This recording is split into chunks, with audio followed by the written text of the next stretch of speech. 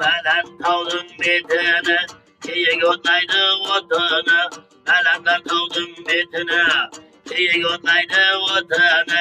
Yıkavuz kuşu aytayık, altı saylıkları hürmetine. Ay ay ay ay ay ay. Ay ay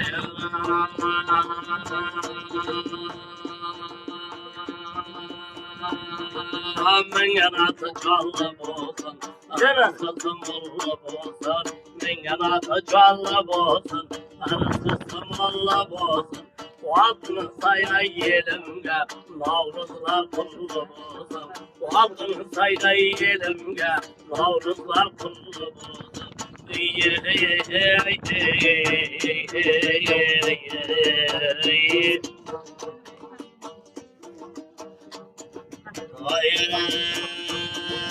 Karaşar ey karaşar, hayırdan hep soraşar. Karaşar ey karaşar, hayırdan hep soraşar. Babalarımdan oturuşu birbirine çarışar.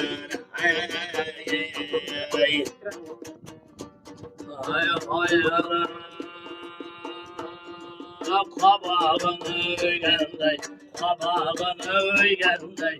Aman kılıqlı koyğunday, ayday bizim basılar. Satını bugün yanaya, bökreğe koyğunday.